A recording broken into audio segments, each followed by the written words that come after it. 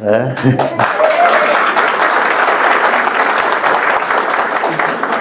Quem é que é de Carlos Barbosa? Levanta a mão. Olha, um bom time. Muito bom, parabéns.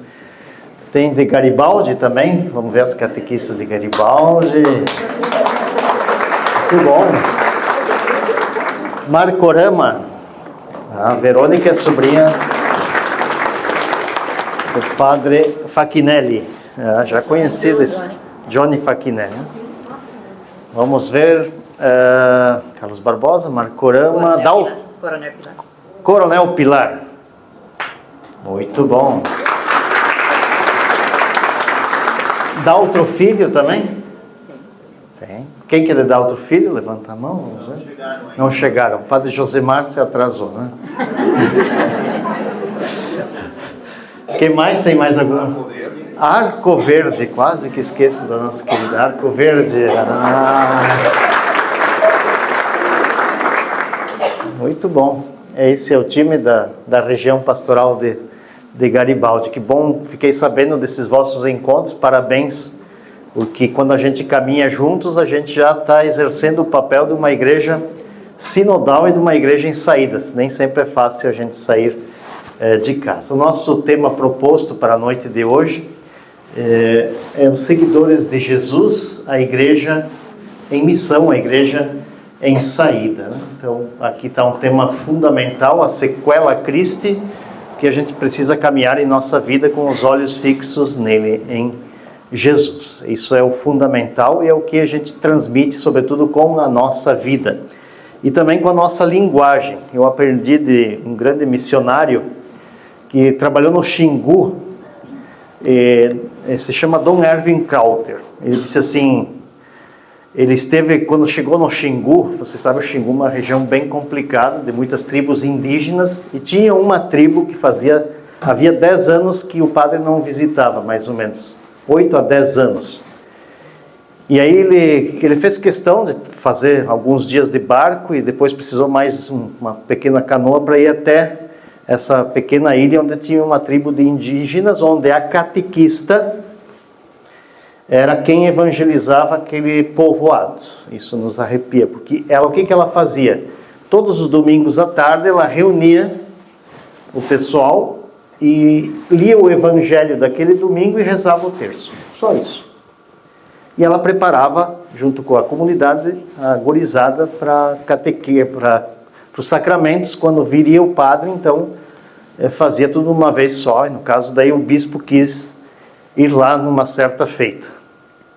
Pois bem, a primeira coisa, quando o bispo chegou lá, uma criança de 8 anos disse: "Oh, mãe, tem um homem de saia." Porque nunca tinham visto um padre celebrar a missa ali naquela região do Xingu, né? Isso aqui no Brasil. Dom Erwin Krauter, ele é da Noruega, se não me engano. Norueguês, né? Missionário aqui no Brasil, muitos anos, virou bispo ali. Bom, e aí então ele foi lá, só que ninguém deu bola para ele. Porque ele foi embora e pediu, né, para o pessoal. Eles disseram: "Mas o senhor não falou nenhuma palavra da língua dos nativos." Aí o que ele fez? Ele foi para casa, estudou algumas palavras, algumas saudações da língua deles. E quando ele voltou no outro ano, ele quis voltar no ano seguinte para fazer as crismas lá, e aí ele começou a saudar na língua, naquela própria, aquele dialeto dos indígenas, e todo ele foi a atração da galera. O que quer dizer isso? Que nós lidamos com a linguagem. Se eu tiver aqui uma linguagem que facilita este encontro, tudo bem. Eu posso dar um bom anúncio até do Evangelho, se meu testemunho tem valor, né? Não sou eu que dou, mas a gente também evangeliza com o testemunho, com o anúncio, mas não só. Não basta anunciar o Evangelho. A conclusão dele é preciso comunicar.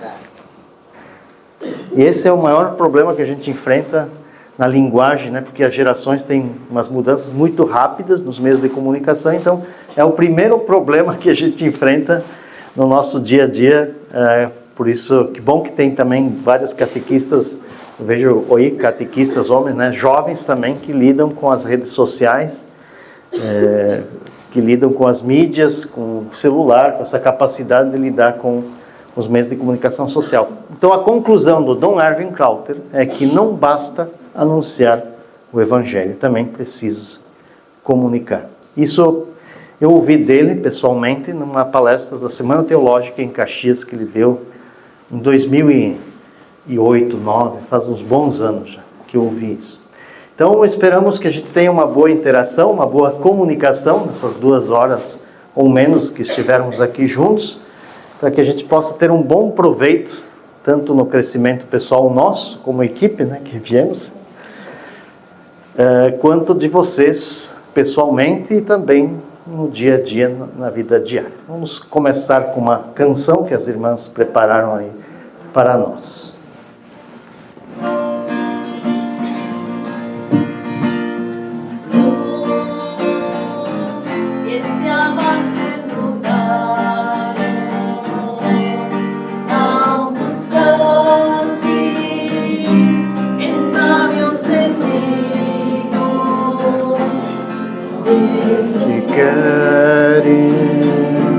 Que eu te siga. Se conseguirem olhar para a imagem, encontrar-se nesse olhar. Meus olhos a sorrir, meu nome lá na praia, deixei o meu barco junto a ti, buscarei outro mar.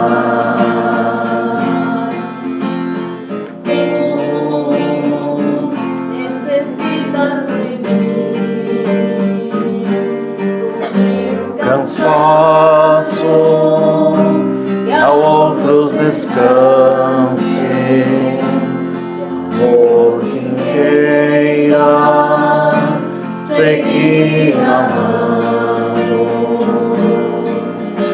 Senhor, tu me olhaste nos olhos a sorrir, pronunciaste meu nome lá na praia. Eu deixei o meu barco junto a ti, buscarei outro mar.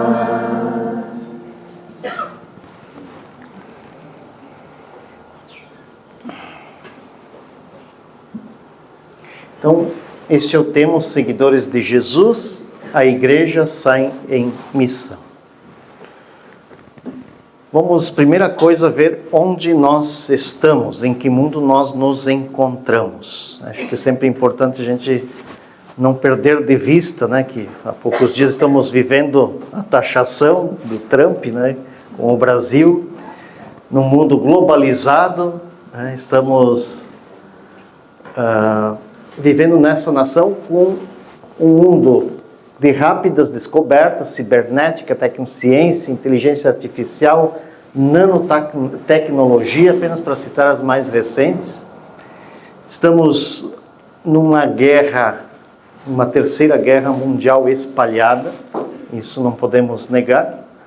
E sempre, claro, que os fundos das guerras são econômicos, tá? Não se preocupem que sempre as disputas, quando tem disputas de heranças familiares, vocês sabem que é por causa de um pedaço de terra mais aqui, outro ali. Essa realidade é bem para a gente não ir longe, né? A gente acha que quem quer ganhar território é só outros lugares, mas a gente precisa começar a olhar, né? Então, as disputas, as brigas, normalmente sempre se dão por questões financeiras, econômicas. Os fundos, né? Os fundos têm várias, né, questões. Mas então nós estamos vivendo um pouco esta realidade. O Papa Francisco, no dia 27 de março de 2020, ele subiu sozinho na Praça de São Pedro. E ele disse essa frase: não podemos nos fingir saudáveis num mundo doente. Vocês sabem que também quem trabalha na área da psicologia, da psiquiatria, nós estamos tendo um dos eventos maiores de doenças mentais no tempo de hoje, pós-pandemia. Então, encontrar o equilíbrio em todas as dimensões não é fácil.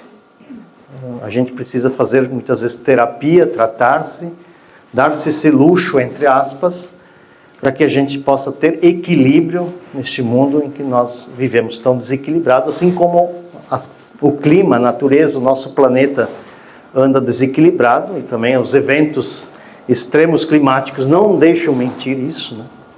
Então a gente precisa estar assim, atentos a esta realidade. Tá? Nós vivemos em termos religiosos uma religião de supermercado. Eu gosto sempre de usar este modelo, porque vocês frequentemente, catequistas, vão ao mercado no sábado de manhã, aqui no... Como é que é a cooperativa que tem aqui?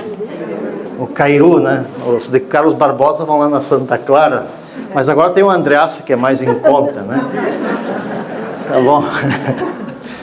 Então, nós vivemos um mundo religioso da seguinte forma, né? Você pega o carrinho, né? Põe a mão aqui no carrinho e vai passando na prateleira aqui. Bom, eu estou passando por uma situação da perda de alguém muito querido, jovem, preciso me comunicar com ele. Então vou no espiritismo, assim por diante, e ponho esse produto no meu carrinho, né? Bom, aí, na igreja católica é interessante, dá para ir para Caravaggio, não precisa ter muito compromisso, vou lá, rezo a missa, comungo, ponho a Eucaristia no meu carrinho. Eu preciso um pouco me abastecer na minha espiritualidade, então eu vou fazer um curso de, sei lá, de religiões hinduístas, vamos dizer, onde eu vou fazer um reiki, meditações e assim por diante. E pego e ponho no carrinho. Então, um pouco as religiões se comparam a uma espécie de supermercado que nós estamos vivendo. Quer dizer, você vai no supermercado e encontra os produtos religiosos que você precisa. Você liga as televisões, então, tanto católicas quanto evangélicas ou outras religiões, você tem muitos produtos religiosos para você poder acessar, né? Então, tanto é que...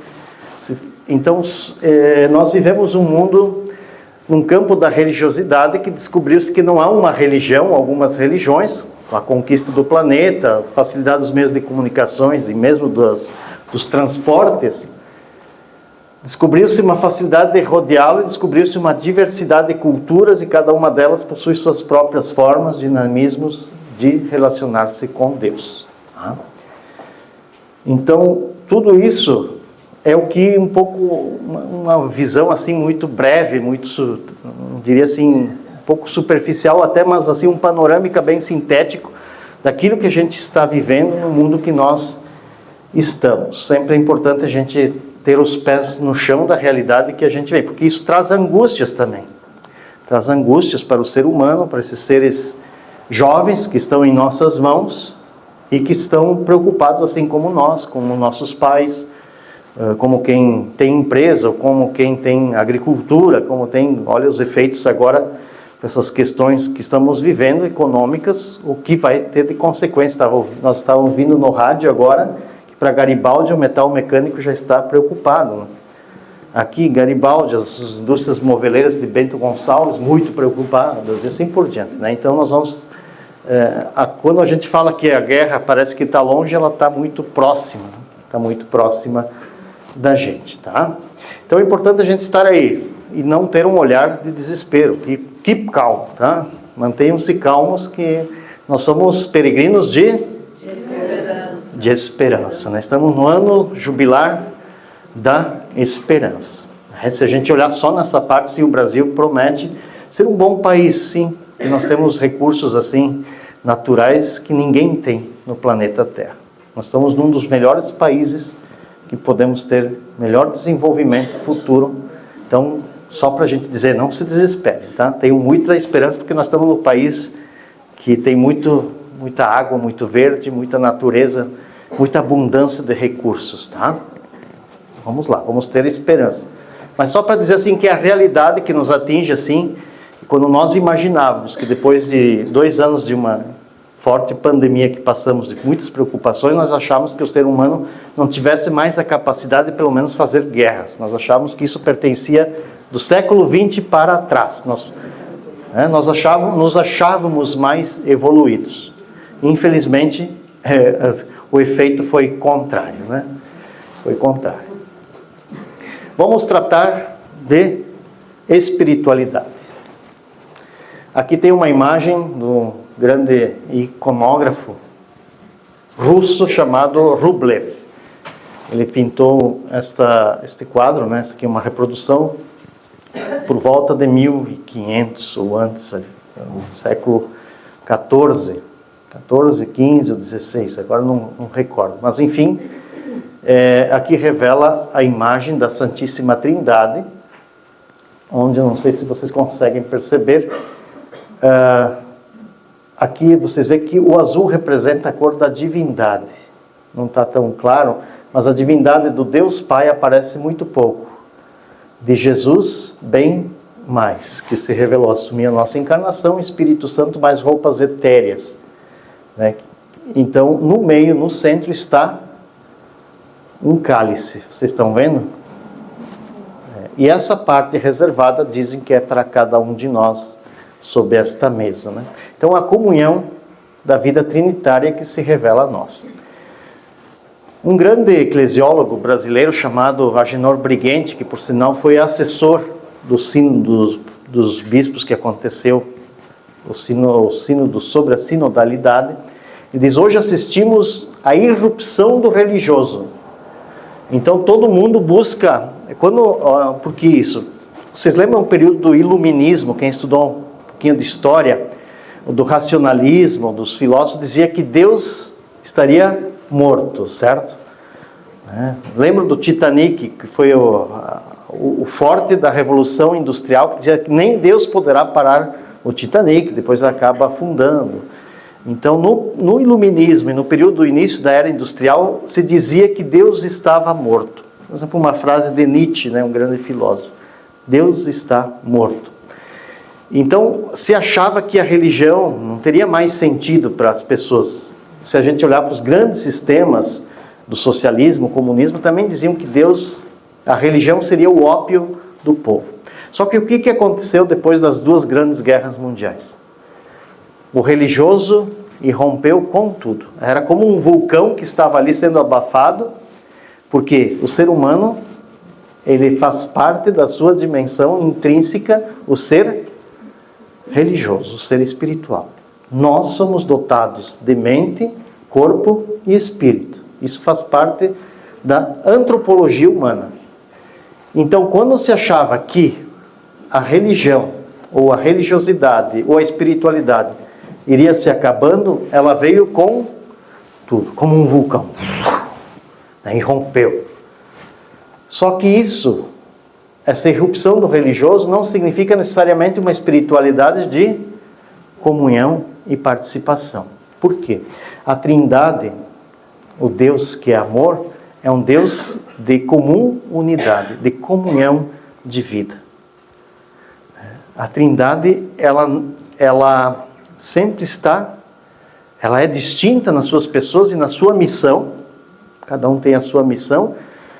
Na vida intratrinitária, ela é uma só unidade, mas ela se distingue pela sua ação, mas sempre em comunhão e participando um com o outro. Vocês veem, eles nunca se desligam, através desse cajado que está aqui, que vai sendo passado, né? Para dizer assim, é uma pericorese a vida comunitária, quer dizer, sempre estar em união. Então a salvação não se dá sozinho. Esse que é a chave da questão.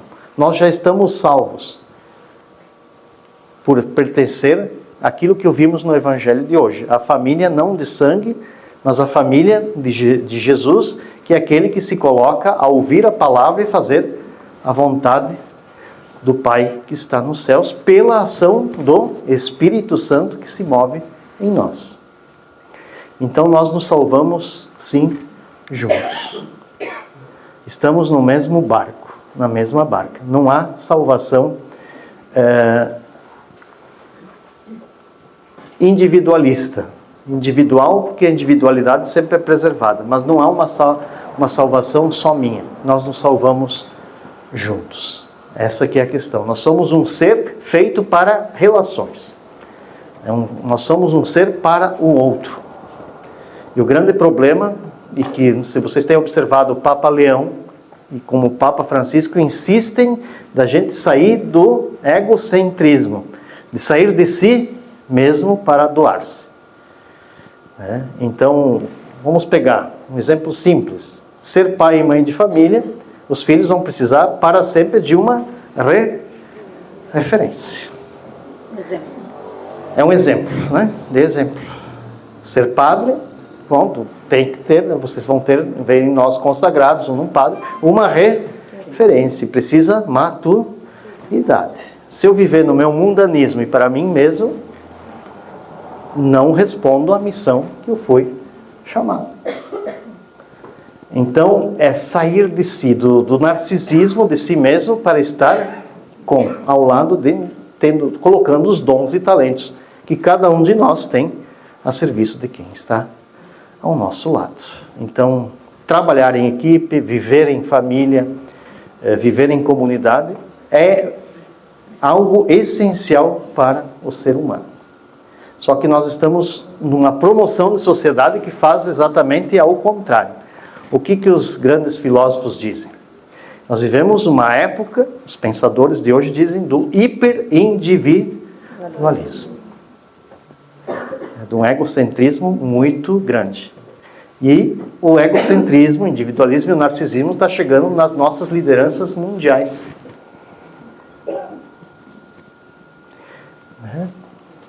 Então nós precisamos sair de nós mesmos para compreender que poder é serviço, que ter poder de ser mãe ou de ser pai é para o resto da vida. Que o cuidado para o outro é para sempre. Então, nós estamos numa crise muito grande ligada à espiritualidade com emoção espiritual. É claro que, aí eu vou dar um exemplo também de um outro cardeal, Rumes, já ouviram falar nele, né?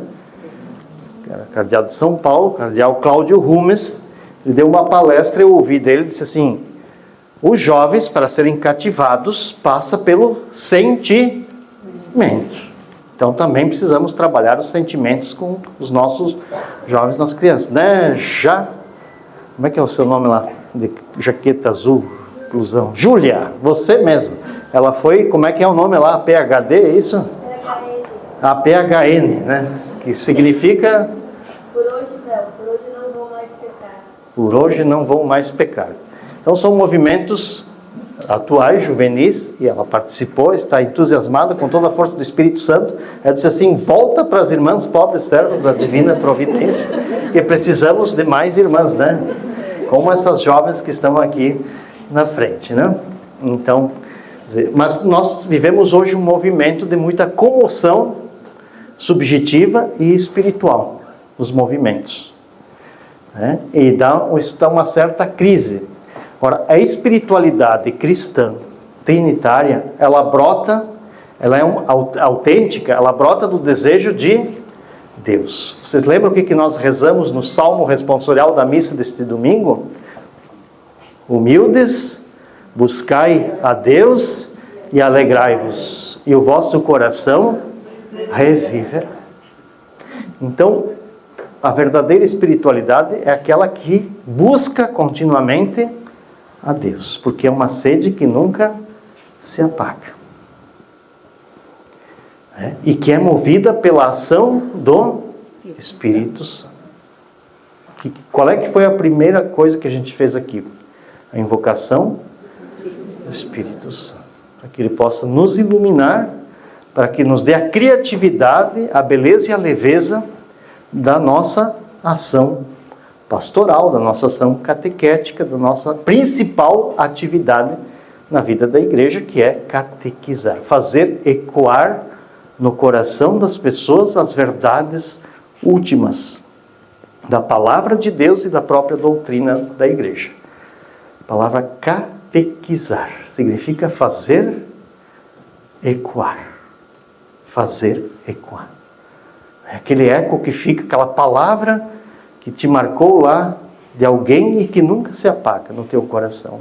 Frequentemente você a recorda, seja do seu pai, da sua avó, da sua catequista, do padre, de uma pregação, né? É como aquela pedrinha que você jogou na lagoa parada e vai estendendo as ondas, né? Vai fazendo ecoar. Tá? Então, a pessoa sente-se movida internamente. É a ação do Espírito Santo no coração humano. Isso é espiritualidade. O cardeal Tolentino, que é português, escreveu um livro muito interessante que se chama A Mística do Instante. E ele vai fazendo uma análise da nossa relação com Deus e com os outros através dos sentidos. E ele diz assim, o principal dos sentidos, por isso que eu pedi no início da nossa reflexão, que vocês na música contemplassem o sentido do olhar de Jesus. O que moveu o coração de Pedro? Depois que ele tinha traído Jesus e tudo, foi quando ele se encontrou com o olhar de Jesus e teve uma comoção muito grande. Porque o único sentido que tem duas funções no ser humano, diz Tolentino, é o olhar. Que é a capacidade não só de enxergar, mas também de chorar. O olhar, o tato, você apalpa, né? O olfato, você sente o cheiro, o odor. O paladar, o gosto. Agora, o ouvido, você ouve. Agora, o olhar é interessante, porque o olhar, além de você enxergar, você se comove. Por isso, o Pequeno Príncipe, né, só se vê bem com os olhos do coração, porque o essencial é invisível aos olhos. Então, esta capacidade de ter a mística da contemplação. Contemplar as realidades da vida e que partem de dentro do coração. E aí você vem com aquele sentimento que Jesus ensinou, o mestre da lei, na parábola do bom samaritano. Enquanto os outros fizeram uma curva, né? O samaritano, ele era livre, ele tinha liberdade de espírito. Então o que ele fez? Ele não fez curva, né? Ele se aproximou, ele viu, ele sentiu compaixão, ele olhou, mas também teve uma atitude, ele teve comprometimento, engajamento. Ele não ficou sobre si mesmo. O sacerdote, ele não podia se tornar, não é que o sacerdote era ruim, devia ser uma pessoa maravilhosa, parecido com nós, né, irmãs? O levita também. Mas qual é que era a preocupação? Se eu tocar nesse marimbondo, ou eles já tinham feito a purificação no templo, ou iam servir no templo, eles iam se tornar impuros. Então eles estavam sem liberdade de espírito interior, eles não tinham, porque a regra deles, a norma deles, era maior do que a caridade a ser feita ali. Então falta o que às vezes na nossa espiritualidade? Uma escala de valores. O que é essencial? O que é importante? Tem gente que hoje está na moda de valorizar mais o superficial do que o essencial. Temos que ter um cuidado muito grande com esses pequenos detalhes. E a gente está vendo nas nossas igrejas aí a mil. Então se troca a lei do amor a Deus com todo o coração, com toda a alma, com todas as forças e recursos e entendimento, e ao próximo como assim mesmo se toca por outras leis menores. Por exemplo, do puro e do impuro, do sábado, do não, dos preceitos. São 613 preceitos que eles tinham, está lá no Antigo Testamento, mas os dois principais que o próprio Jesus diz, né? O que diz a lei? Como tu lês? Ele disse para o mestre da lei, que tentou colocar ele em prova. O que tu lês? O que é essencial? Então, gente, não perder de vista, neste mundo que nós vivemos, o essencial. Porque Gilles Lipovetsky, um outro filósofo francês, diz que hoje nós estamos tão superficiais, mas tão superficiais, que a maior profundidade se torna a pele da gente. Um pouco de vaidade faz bem, vai lá, né? Mas temos que cuidar, né? Vocês conhecem a piada Piada não, um fato real. No ano 68, e por sinal eu nasci naqueles lados lá, minha mãe viveu lá, meus pais, né? Boqueirão, lá de São Marcos, onde eu nasci lá para o Boqueirão, né? A família toda de Flores da Cunha, um período meu pai trabalhou no Boqueirão lá de São Marcos, de Caxias, lá em cima dos polacos, assim chamados. E tinha um famoso padre, Pedro Risson, né? E aí em 68 começou as novidades, né? A juventude tem um grande movimento e começou o uso do batom, né? Para as mulheres. Eu acho que vocês já conhecem, já ouviram, né? Mas essa é real, aconteceu. Aí as mulheres chegaram preocupadas na sacristia. Padre Pedro, é pecado ou não usar batom? Aí ele disse, mas sabe que algumas até precisam?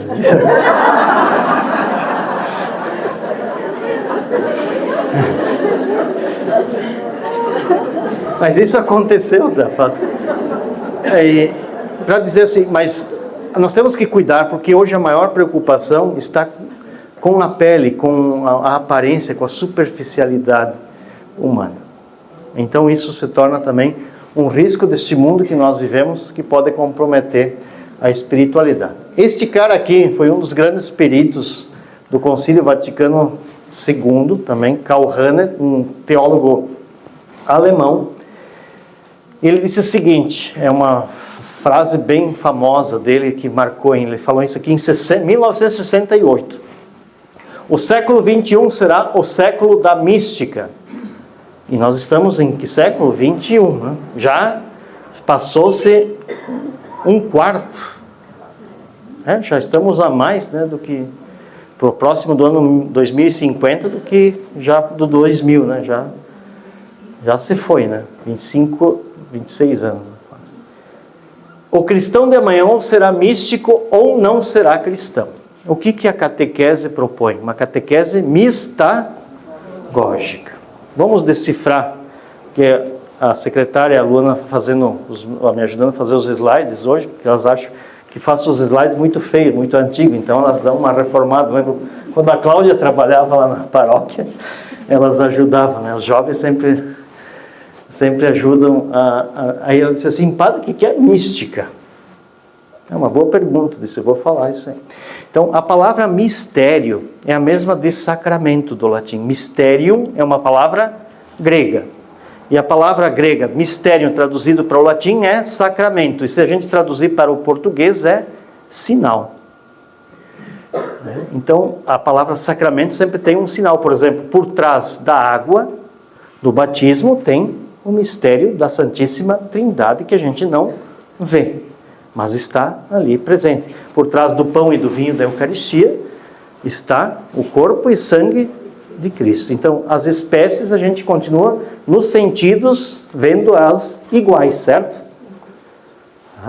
Mas por trás desses sinais há a graça invisível, como a gente diz. Então, o que é o sacramento? O que é o mistério?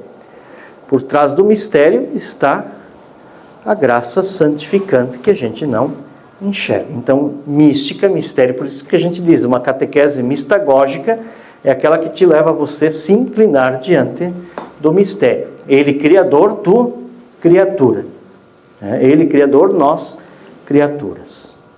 Ele, mistério, nós, humanos, portadores também da graça de Deus. Certo? Então, ser místico é uma pessoa que ela é integrada em seus aspectos. É uma pessoa, a gente poderia dizer, que encontrou o justo equilíbrio. Uma pessoa resolvida, vamos dizer assim, né? A gente olha para aquela pessoa, muitos dizem, né? O Padre Alcindo Trubiano, vocês conhecem lá de Caravaggio, que está há 35 anos lá. Quem já foi para Caravaggio, levanta a mão. Então vocês conhecem o Padre Alcindo. Está há 35 anos lá. Então, as cozinheiras todas dizem, olham para ele e dizem, esse é um homem resolvido, que está já de bem consigo, chegou a uma maturidade, está com 88 anos, bem de saúde, porque sobe nos telhados para abrir e fechar registro para tudo que é lado. caminha 2 horas por dia, faz 7 refeições diárias, trabalha bastante, as irmãs estão de testemunha, né? Reza a missa, está confessando, vai para o centro. Hoje ele quis ele ir no banco, né? Não quis ninguém junto, mesmo que as moedas estavam pesadas, mas não quis ninguém. Dirige, né? Quer dizer, você vê uma pessoa chegando à maturidade, que faz silêncios, que caminha as suas 2 horas ali em torno do santuário, que fica contemplando a natureza, as flores, que marca dia após dia. Hoje, que dia amanheceu hoje? 7h17. E escureceu 17h45, ele me falou. Ele tem a sabedoria de contar os dias e as estações. E as horas do dia. Quer dizer, isso é chegar... Eu estou dando um exemplo de uma pessoa que vive essa mística integrada da espiritualidade cristã. Porque a gente às vezes vai longe e diz, mas como é que é? É um homem que está ali ao nosso lado, acho que as irmãs testemunham, um homem que conseguiu chegar a uma maturidade integrada. Tem pecados? Tem. Alguém nunca coloque um santo antes do tempo no altar. Tá? Porque isso faz parte da dimensão do ser humano. A igreja é santa, mas pecadora. Porque nós, seres humanos, todos somos pecadores. Chama o Papa de sua santidade, mas ele também precisa se confessar. Ele também se confessa. Todos nós, enquanto seres humanos, temos a concupiscência. A tendência para a rampeguina, né, que cresce. Tá?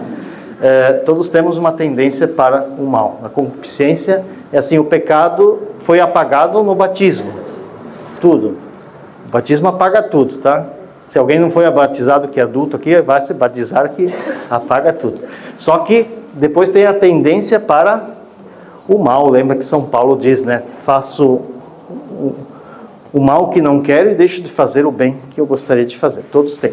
Mas quando você consegue ter uma espiritualidade integrada nas dimensões física, isto é, bom sono, bom físico, boa alimentação, com uma boa mente, né, com lucidez, né, quase até o fim da vida, etc. É uma graça isso. E com uma espiritualidade serena. Alguém que consegue ter o olhar contemplativo, você olha para a pessoa, ela tem um olhar transparente. O olhar, ele revela, né, também a transparência da gente, porque dizer, esse é um homem já de Deus, né? Homem de Deus. Tá? Então, assim, para a gente chegar a isso, a gente precisa dessa disciplina, desse exercício, a gente diria, diário. Tá? Não adianta, né? Começa e para fazer academia, né? Assim vai. A semana que vem eu vou, né? Depois... Mas estou dando um exemplo de um homem que todos os dias, frio ou quente, se está frio, ele faz dentro de casa, se está quente, vai para fora, suas horinhas de manhã, horinha de tarde, 2 horas. Quer dizer, não há desculpa, é questão de criar-se uma porque a mística, ser místico também requer disciplina, em tudo. Então, uma superação requer disciplina. É coisas que nós estamos perdendo também nos tempos odiernos, nos tempos de hoje. Tá? Então, o que é espiritualidade? O que é que lê para mim? É uma experiência de Deus autêntica que brota do interior da existência. Portanto, não são fenômenos de sentimentalismos provocados por euforias de massas ou fenômenos parapsicológicos raros. Isso, não confundir, né, a graça, a força do Espírito Santo com sentimentalismos subjetivos. Isso tudo de massa.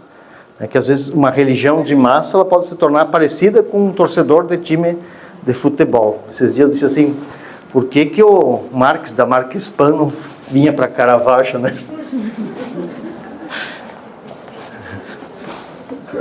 Por que ele não era torcedor de Caravaggio?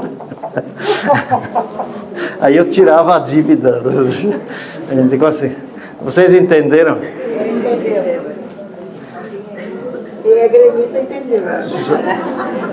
O Marx Pan, ele investiu 130 milhões comprou o Grêmio. O Grêmio é nosso, dos torcedores. Então viva os gremistas aí, né? Sim.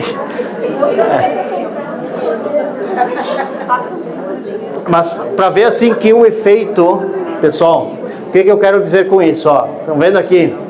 Provocados por euforias de massas. Jesus, ele tinha as multidões, mas ele não gostava tanto disso.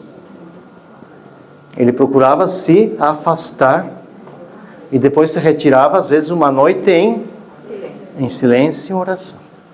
Porque esse fenômeno de massas, ele é muito passageiro, a gente chama muito fogo de palha. E repito aquilo que o cardeal Rumes disse, que para os jovens é necessário que a religião perpasse antes pelos sentimentos. Tá? Vocês podem ver quantos frutos nós temos da igreja, do CLJ, né? De outros movimentos da igreja que trabalham muito com a emoção, com os sentimentos. Mas não basta ficar só ali. Depois quem, por exemplo, fez CLJ vai amadurecendo, vai entendendo o caminho para promover para outros jovens, né? Não vai ser um eterno adolescente.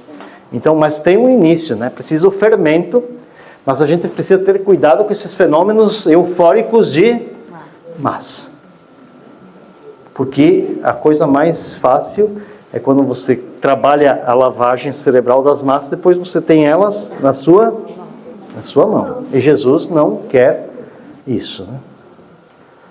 Jesus quer que as pessoas tenham a liberdade de escolha e façam essas opções por Ele, por escolha interior. Que o Espírito Santo possa ser o motor de tudo isso. A pergunta fundamental de sempre, aquela que está em Marcos 8, Mateus 16. Depois de um tempo de formação, depois de 1 ano e meio, todas as noites aqui, chegou a noite de fazer essa pergunta. O que dizem por aí que é Jesus? Essa pergunta dos evangelhos, que está no centro de todos eles, é fundamental. Então, vocês lembram o Código da Vinci, uns anos atrás? Os filmes, Jesus Superstar, né? Aquela época diziam, uns dizem que é João Batista, outros diziam que é Elias, outros Jeremias, alguns dos profetas, né? Martin Scorsese, né? A Última Tentação de Cristo também. Então, agora tem os The Chosen, né? The Chosen, muito bom, né? Porque ele é fiel ao texto, tá? Mas nós precisamos aprofundar como um todo, o Antigo e o Novo Testamento. É a experiência dos discípulos de Emaús. Para a gente não ficar curto de, como disse Jesus, de inteligência e não perceber que as Escrituras todas falam sempre dele, que ele é o Filho de Deus encarnado. Tá?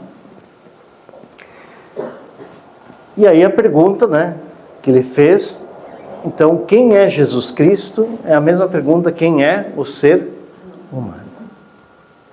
Você já se deu conta, e aquilo que Santo Agostinho falava, né, que a gente procura tanto Jesus e a vida fora, longe, mas ele está muito perto. Quando a gente descobre a nossa humanidade integrada, nós descobrimos o próprio Jesus.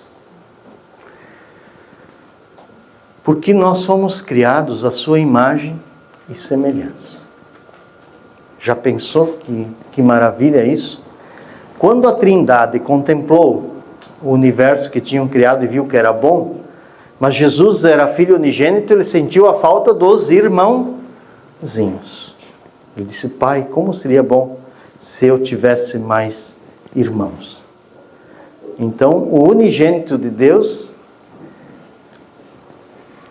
pelo qual todas as coisas foram feitas pelo Verbo, tudo foi feito pela palavra, nada sem a palavra, e foram feitas para Ele, por Ele, Ele também quis que nós existíssemos nessa mesma dimensão. E aí nós viemos essa existência. Então nós existimos para amar e servir, para mais cada dia louvar, bendizer e adorar o Senhor. Mesmo ele contemplando toda essa realidade, eles disseram, bom, agora chegou um momento que um de nós vai ter que ir lá ao encontro daquela gente.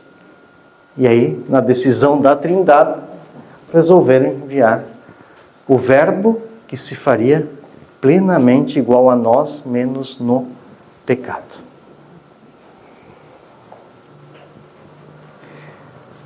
Esta é a pergunta de Jesus aos discípulos, que também é feita a cada um de nós. Quem é Jesus para ti? Qual é a tua resposta? Ele tem importância para a tua vida?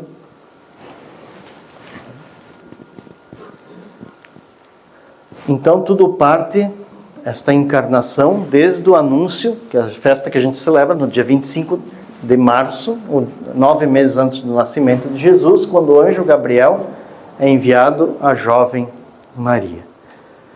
Lembram de Isaías 7,14, em que Deus fala para o profeta que fale para Acás que ele peça um sinal. E ele não quis pedir o sinal. Então o Senhor diz, eu mesmo vou dar um sinal. Eis que uma virgem conceberá e dará à luz um filho que será chamado de Emanuel, que significa Deus está conosco. E na plenitude dos tempos, o anjo Gabriel foi enviado a esta virgem, lá de Nazaré, chamada Maria, a um homem prometido, a um homem chamado José. Ela estava prometida em casamento. Então, tudo aquilo que era promessas começa a se tornar realidade. Realidade. Se concretiza. Então, os fundamentos, né, de quem é Jesus começam prefigurados desde a criação. Desde quando o justo Abel oferece os sacrifícios mais agradáveis, depois toda a preparação do Filho de Deus, do ungido de Deus. A palavra Cristo significa ungido, preparado toda na história do povo de Israel para chegar na plenitude dos tempos e dar este anúncio a esta jovem preparada por Deus, né, que seria a mãe do seu filho. Mãe e virgem. Então, eis que uma virgem. Então, o Mateus é bem claro também, né, de dizer, isso, olha só, isso a Catisto, um dos cânticos antigos marianos diz, né, virgem e mãe, esposa e virgem. Só no mistério de Deus. No mistério de Deus isso é possível, se concretizou nessa história.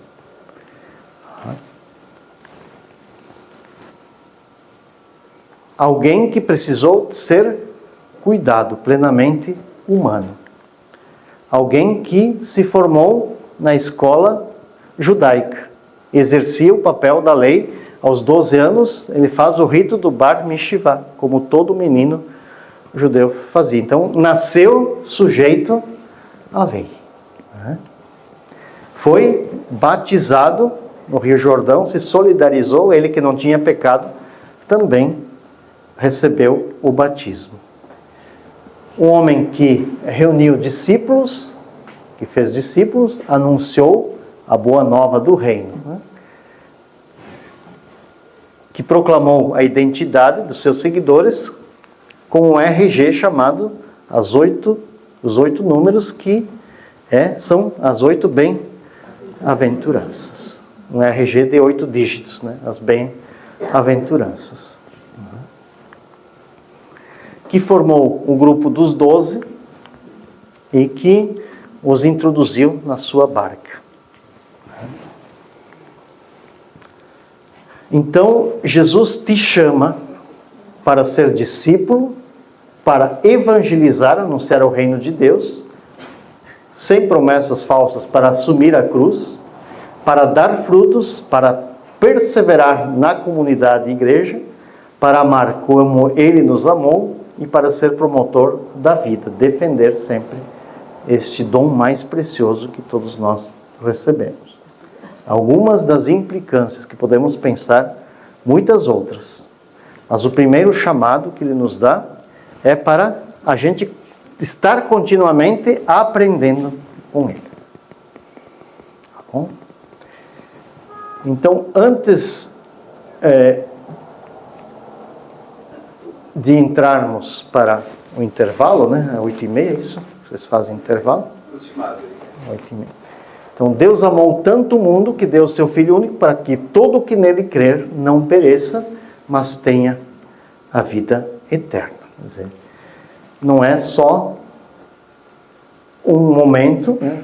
Mas não é só um exercício de religião, mas é uma promessa que nos enche de esperança. O que é a fé?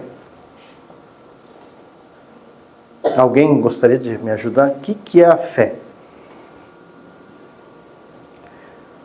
Acreditar em uma coisa que a vida não vê, ter a certeza que ela vai acontecer. Uhum. Quem mais pode ajudar o Chimbio? Lançar-se nos braços do Pai sem temor. Fala, Ju.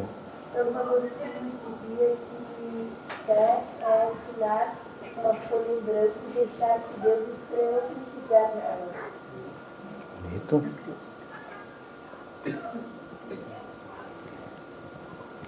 É você assinar um papel em branco, é isso? É a confiança, né? Fé é viver o amor que Jesus viveu e ensinou.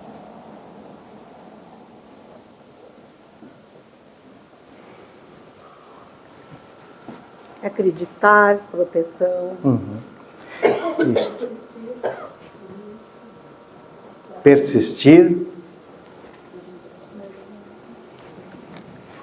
Vocês sabem que a maior crise que nós vivemos na humanidade é de fé, tá? Que o problema sempre atual e que sempre foi de todos os tempos é ou a gente crê em Jesus Cristo como Filho de Deus, que se encarnou e viveu essa vida ascendente. Vocês viram que é uma cristologia que nós apresentamos aqui em quadrinhos, mas que parte de uma vida bem humana, ascendente a gente chama, para chegar a mostrar todo o seu amor na cruz e ressuscitar. Então, Hebreus capítulo 11 para mim é o conceito mais belo que tem de fé. A fé é um modo de você já possuir aquilo que espera. É a convicção acerca de coisas que não se veem. Repito, capítulo 11 da carta aos Hebreus. A fé é um modo de possuir aquilo que a gente espera. O que nós esperamos?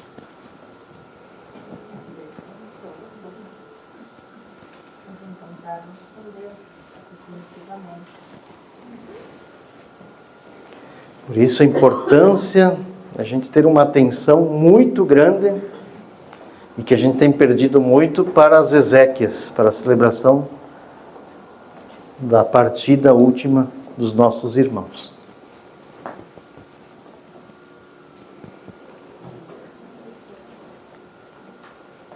Que aí você se depara com a finitude deste processo humano aqui. E que daí você, a fé cristã, te dá o sentido daquilo que recomeça exatamente no dia da tua partida. O dies natalis do cristão é o dia da sua partida. Só que como está difícil de elaborar esta maior das verdades e esperança. Então a esperança é o próprio Senhor Jesus crucificado, ressuscitado. Tem um crucifixo aqui? Não. Ninguém tem uma cruz grande aqui, né? Tá. Bom, a pergunta é simples, talvez já foi feita. Já fizeram essa pergunta para vocês? Quem morreu na cruz? Quem morreu na cruz? Vamos lá, rápido. Jesus. Filho de Deus, Mas Jesus Cristo. homem ou Deus? Jesus homem. Jesus homem. Aqui estão dizendo Jesus homem, vocês concordam? Os dois. Os dois morreram. Não, Deus Ela... como homem e Deus. Ele é um filho de Deus, ele é o próprio filho. Filho de Deus vivo. Então Deus pode morrer? Não? É um mistério. Fala.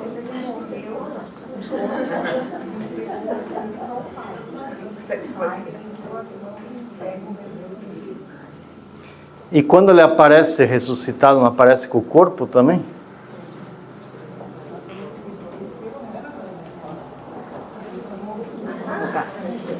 Aqui, ó. Para salvar. Salvou.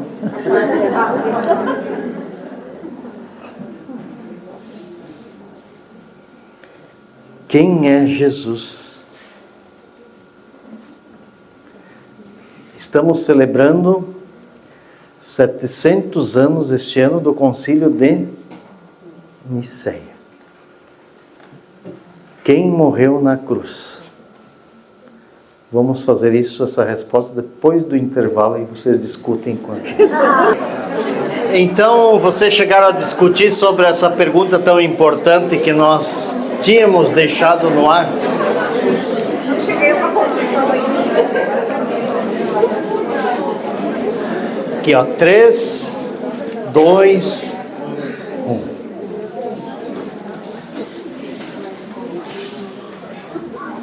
Nós falávamos, não sei se vocês, nós tivemos um concílio de Nicéia no ano 325. Nicéia fica numa cidade próxima a Éfeso, bem pertinho de Éfeso, onde aconteceu o primeiro concílio ecumênico da igreja para dirimir a questão dessa pergunta que nós deixamos no ar aqui. Foi até 381 praticamente para completar isso aí. Então, nós estamos celebrando 1700 anos do concílio de Nicéia, que se definiu que Jesus é a segunda pessoa da Santíssima Trindade, com duas naturezas, humana e divina, concomitantemente. Então a pergunta era: quem morre na cruz? E aí a gente dizia, Deus não morre, alguns disseram, Deus, uns dizem humano, outros disseram, ele entregou o Espírito, mas quando ele ressuscitou, ele aparecia pessoa, ele fazia alimento, ele mandou Tomé colocar as mãos nas suas chagas, nas suas feridas, para dizer que ele estava ali. Então essa é uma pergunta fundamental para a nossa clareza de fé, tá? Quem morre na cruz é o Verbo que se fez carne. E sempre será a segunda pessoa da Santíssima Trindade, a pessoa de Jesus plenamente humana e divina. Então Deus, na segunda pessoa da Santíssima Trindade, experimentou a morte. Deus experimentou a morte. Deus experimentou a dor humana. Isso se chama, num termo técnico da teologia, dimensão teândrica, que não se separa o humano do divino. É uma pessoa, a pessoa de Jesus é 100% humana e 100% divina. Então o mesmo Verbo que nasceu, que se encarnou no dia 25 de março, que nós celebramos, né, como festa, no seio da Virgem Maria, é o mesmo Verbo que morre na cruz naquela sexta-feira santa derradeira, aos 33 anos de idade. E esse mesmo Verbo ressuscita num corpo glorioso. Tá? Então, gente, isso foi questões do monofisismo, do arianismo. Então é muito importante a gente ter essa clareza, quem é essa pessoa de Jesus. E quando a gente conhece bem a pessoa de Jesus, automaticamente a gente conhece quem que é a igreja.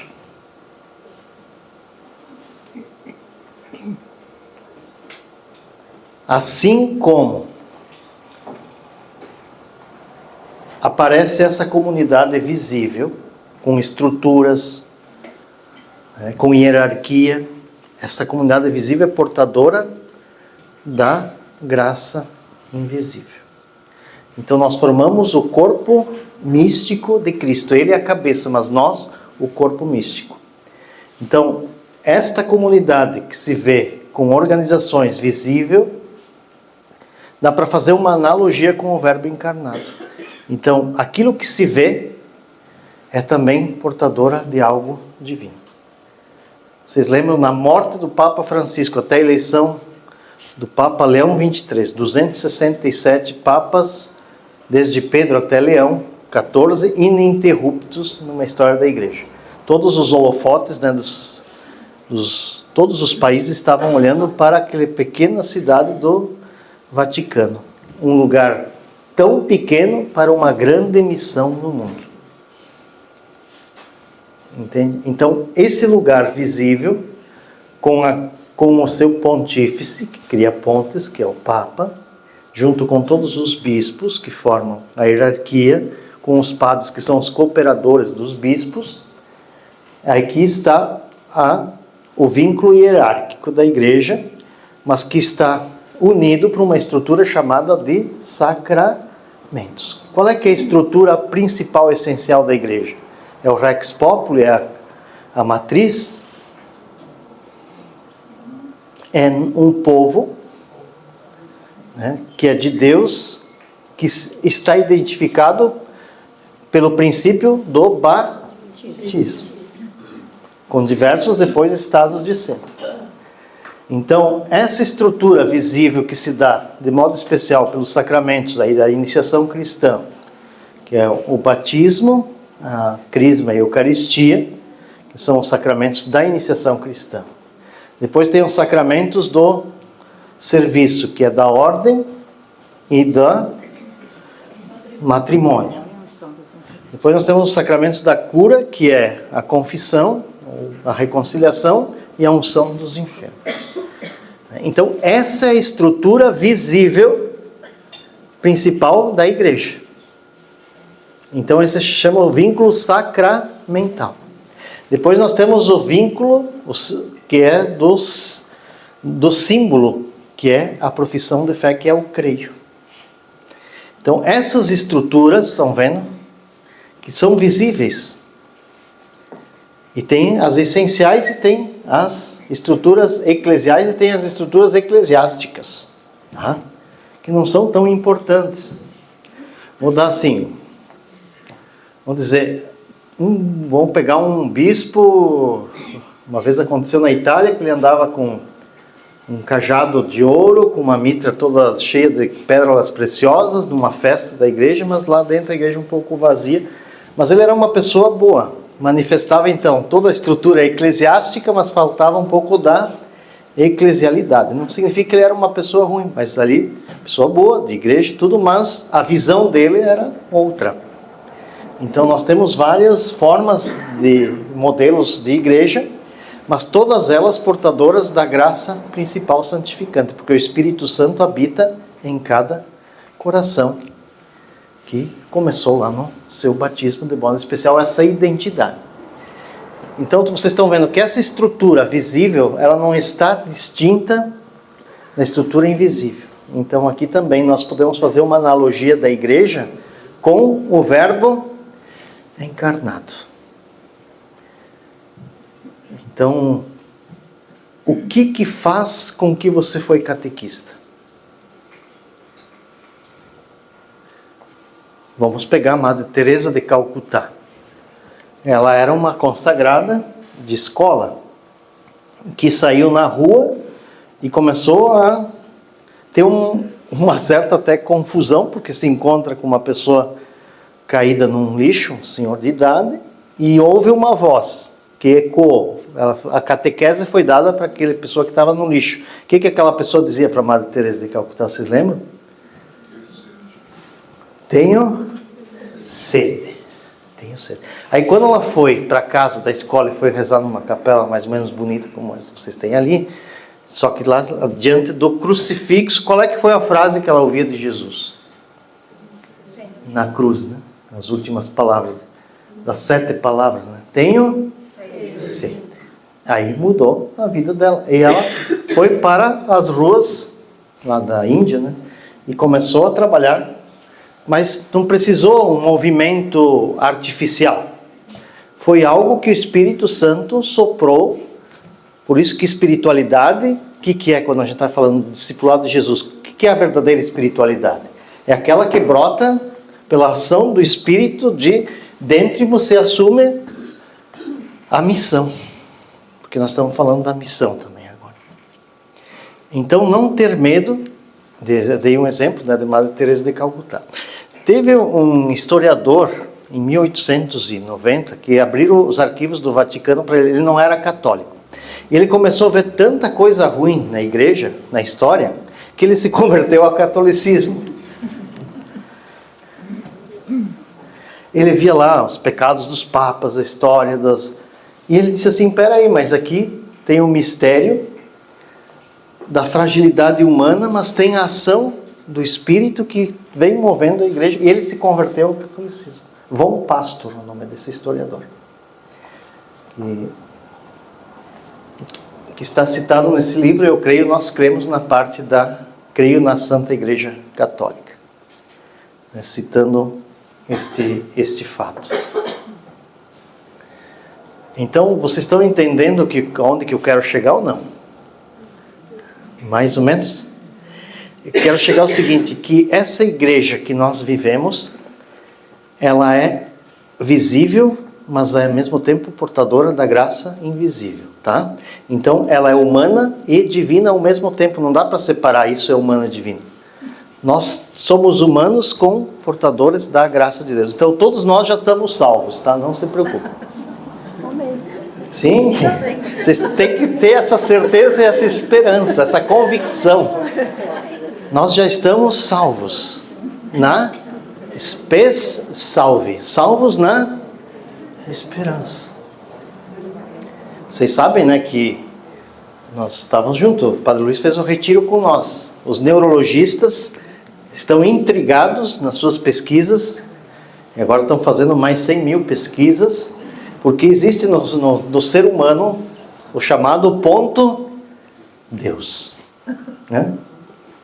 Que eles não conseguem ser, porque todo ser humano tem um pouco de... Tem um ponto Deus, por pior que seja o cara. E que na misericórdia acredito que é ali que nós somos resgatados. Então, é você acreditar nesse ser humano que está em suas mãos, que ele tem salvação. Assim como eu estou acreditando em todos vocês, que vocês já estão salvos, vocês vão acreditar em cada guria e guri que vão estar lá com vocês. O adulto.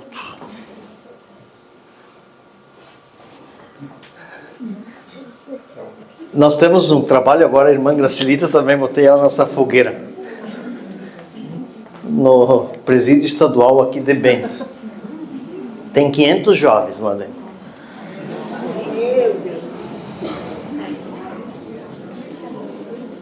Nós, esses dias, ficamos lá para fazer a carteirinha para a irmã, ficamos ouvindo as histórias de quem está no outro lado, que é os familiares.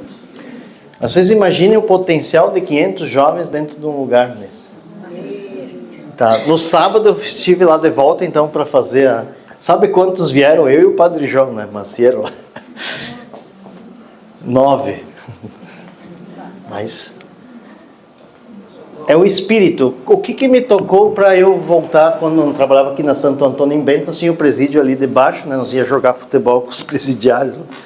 Nós nem sabia a loucura que estavam fazendo, mas... Sim, porque é um presídio muito vulnerável, né? Podia ter riscos assim tremendos, porque ele não tinha segurança nenhuma.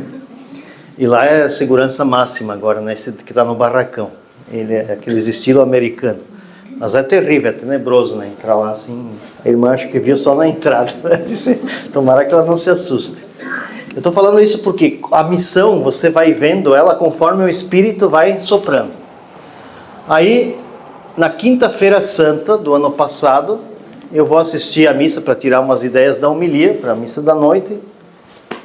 Eu chorei a missa inteira vendo o Papa Francisco lavando os pés das presidiárias num presídio em Roma. Não sei se vocês assistiram.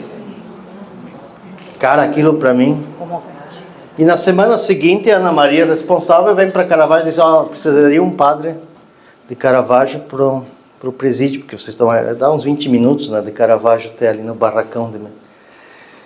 Eu disse: eu vou.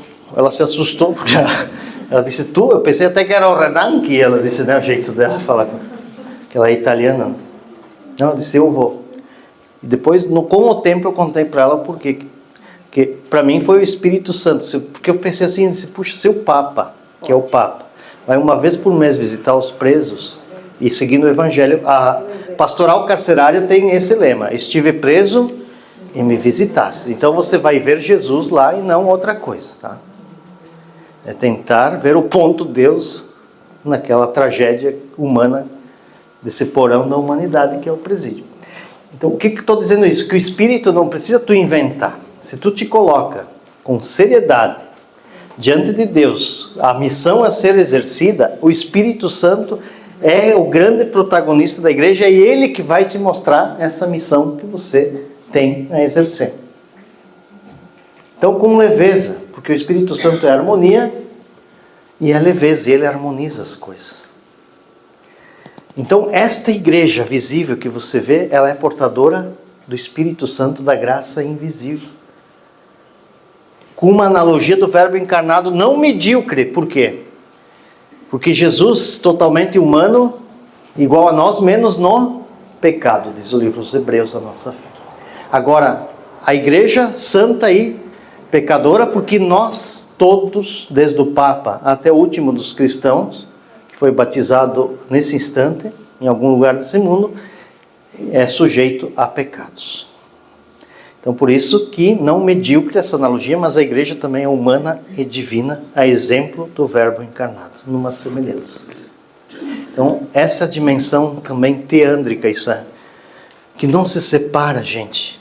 O que eu quero dizer? O dia que vocês descobrirem isso internamente, e que a igreja é humana e divina, vocês nunca mais vão sair da igreja. Vão pedir a graça de permanecer fiéis nela até o fim da vida de vocês.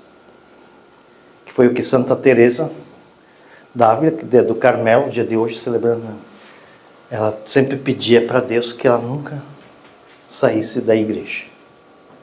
Porque você vai ver o padre, com suas limitações, seus pecados, suas fragilidades, o bispo, seus pecados, suas fragilidades, seus erros, suas arrogâncias ou não, mas que, por trás da sua ordem sacerdotal, há um poder do Espírito impresso.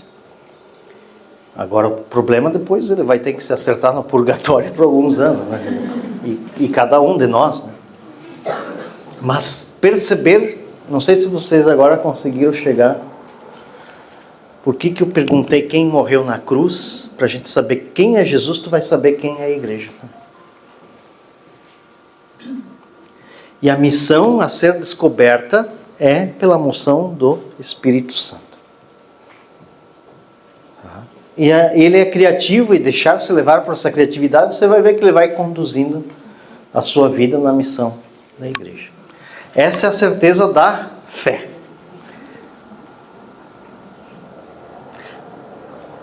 É a convicção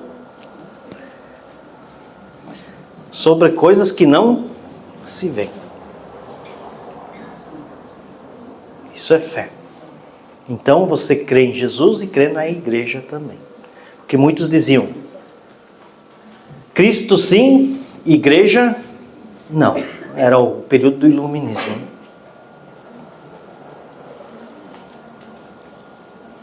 Então nós dizemos as duas coisas, porque a igreja é corpo místico de Cristo. E ela é um grande mistério que se revela a partir do mistério da Santíssima Trindade.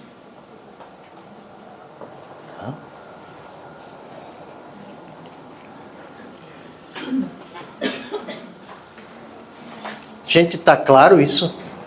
Quem é a pessoa de Jesus? Quem é Jesus? Então, o Filho de Deus que se fez carne. O Verbo se fez carne, habitou entre nós, e este mesmo Verbo morreu e ressuscitou. E nós somos a imagem dele. Você já imaginou que quando eu ressuscitar, eu não vou mais ter essa mancha debaixo da orelha aqui? Vou ter um corpo glorioso, bonito, resplandecente. Nem precisa passar batom.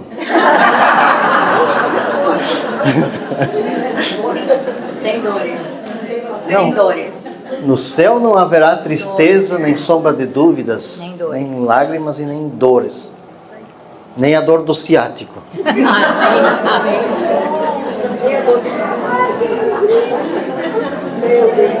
Tem uma música daquela cantora, irmã Miriam Collin. No céu não haverá tristeza, doença nem sombra de dor. E o prêmio da fé é a certeza de viver feliz com o Senhor. Nós cremos na vida eterna e na feliz ressurreição, quando de volta à casa paterna, com o Pai e os filhos se encontrarão. Ela tem umas letras fantásticas, que é uma pena que a gente teria que fazer. Ela tem toda a missa das Ezequias, ela compôs assim, tudo fundamentado em textos bíblicos. Por exemplo, esse é um texto bíblico do apóstolo São Paulo, que ela escreveu essa letra. Então, nós seremos transfigurados à imagem de Deus, na plenitude, com um corpo glorioso, tá? Então, não se preocupem com isso. Toda a dignidade é quem está mais quebrado, com mais deficiência, com mais, porque esse amor dedicado, porque o que vai restar? O que é a vida eterna que nós anunciamos? É o amor que fica. Tudo se desfaz, mas o amor é eterno. Olha que é linda a nossa fé. Pensar nessas esperanças, gente. E que nós estamos perdendo no tempo de hoje, nesse mundo de hoje, tá? Então, perceber essas riquezas da graça invisível de Deus, mas que já está aqui, ó, presente, bem visível. Cada manhã, quando amanhã de manhã você acordar, receba esse sol do Espírito, né? Que a noite ela sempre é perigosa, né? Mas o amanhecer, os que, como é que diz o Salmo, né?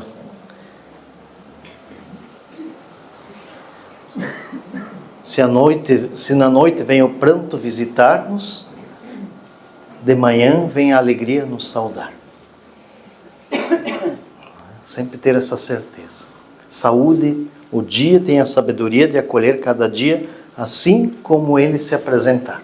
Se amanhã estiver nubloso, chovendo, acolha-o como ele estiver, externa ou internamente.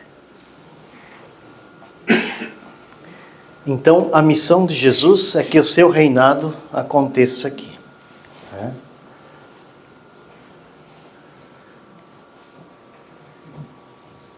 Um reinado de amor e de paz, de justiça e de verdade, de vida e santidade. Tem um prefácio da festa de Cristo Rei, se vocês prestarem atenção na missa.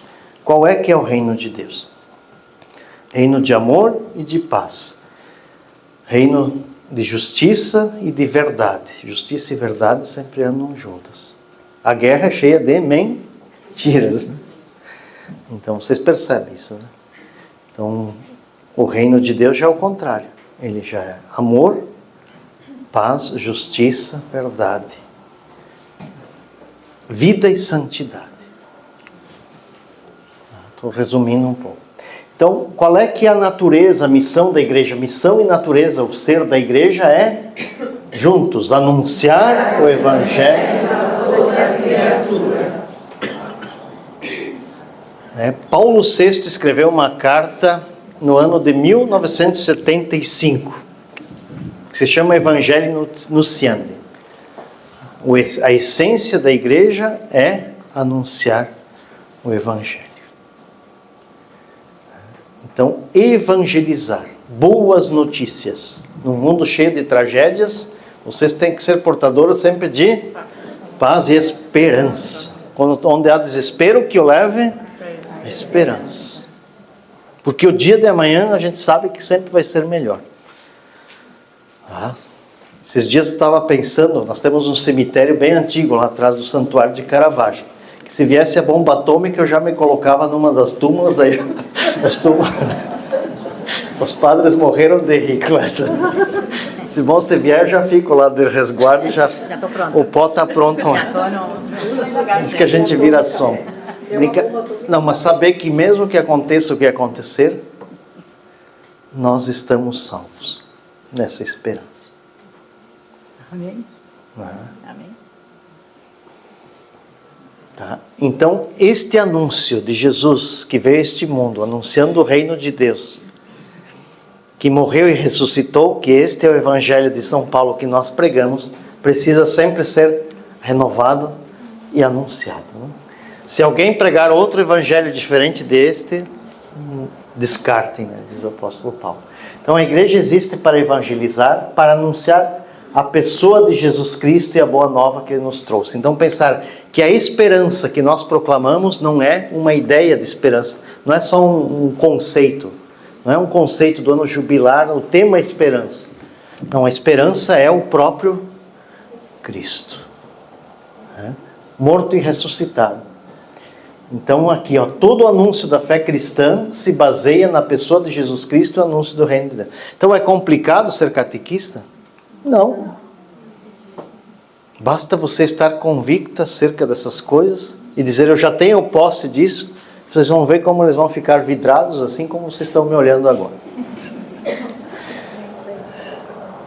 Mas eu garanto que eles iam perguntar Qual é a pergunta? se o senhor gostou de ir lá lavar os pés dos presidiários.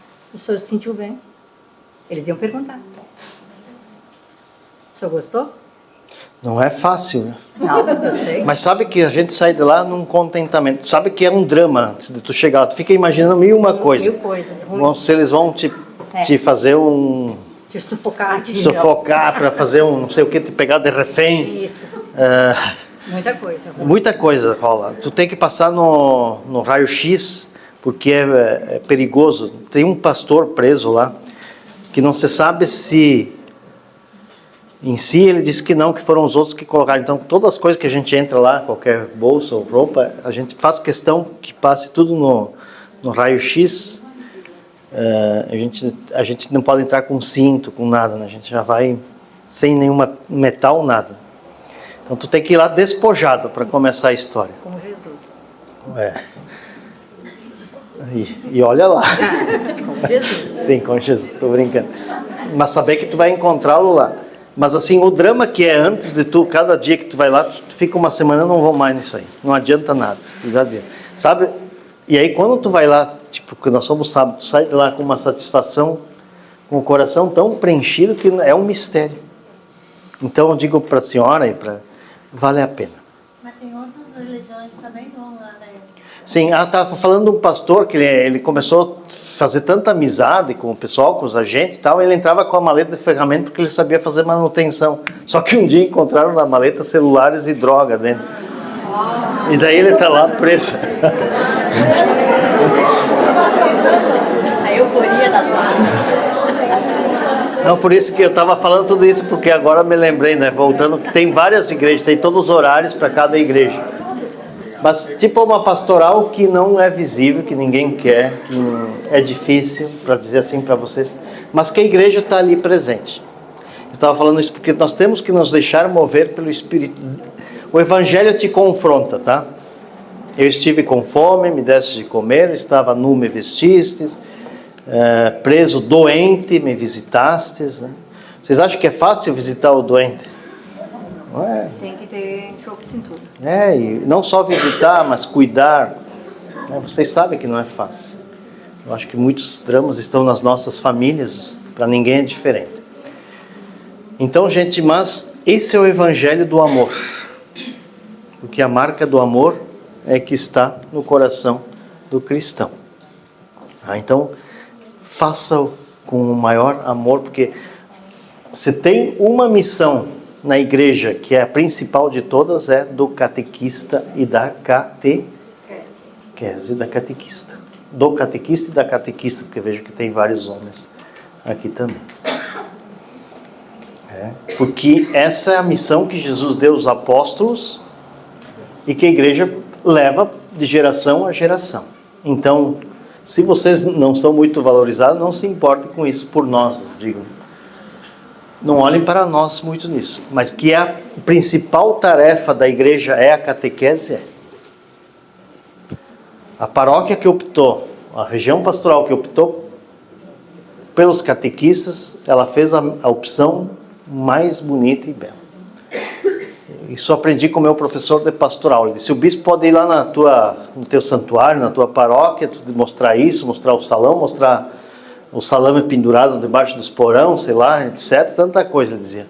Mas se o bispo é um bom pastor de verdade, ele vai perguntar, a primeira pergunta pastoral, ele vai dizer: como é que está a catequese nesta paróquia?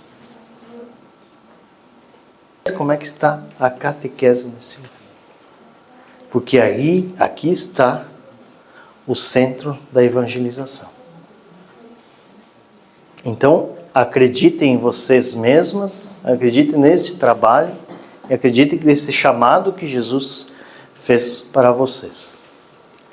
Porque esta tarefa é primordial, urgente e precisa ser feita para a gente anunciar este reino, que tem tantos reinos contraditórios neste mundo, que nós precisamos ter o reinado de Deus neste mundo. Ele já começa aqui, tá? Porque o projeto de Deus é de o reino dele se estender aqui. Só que nós atrapalhamos este caminho. Então o fermento do mal também existe. E não queiram atropelar as coisas, tá? Precisa seguir com muita humildade e com muita mansidão e paciência. Que precisa compreender que para lidar com o ser humano precisa no mínimo inteligência emocional, paciência, controle, entre outros fatores. Contem até 10, engulam na garganta. Tá? Outra coisa, gente, neste mundo que nós estamos vivendo, você está cercado de muitas ideologias. A gente falou do mistério, eu não podia deixar de encerrar também, encerrando com isso aqui. Não coloquem os cavalos atrás das carroças, sem um burro para puxar, tá? A realidade está acima da ideia. Quando atuamos de maneira contrária na missão católica, colocamos os cavalos atrás da carroça. Isto é, a pregação ou o ensino que aplica ideologia, o mistério se esvazia. Essa frase é minha. Onde há ideologia, o mistério se esvazia. Essa eu assino embaixo. Então, escolha sempre o mistério. Você não vai errar. Que a gente já andou por muitas ideologias, a gente vê que ideias são ideias que acabam muitas vezes cultuando os Baal do tempo de hoje. Elias sapecou os 400 profetas de Baal, né? Passou a fio de espada. Isto é, a gente passa no fio da palavra de Deus. A nossa espada cortante, a espada que transpassou o coração de Maria foi a palavra. O momento que ela diz assim: eis aqui a serva do Senhor, faça-se em mim segundo a tua palavra, esta espada transpassou o coração desta mulher, que depois ficou de pé diante da cruz, né? Então, o fio da nossa espada é a palavra de Deus. Esta arma jamais será vencida.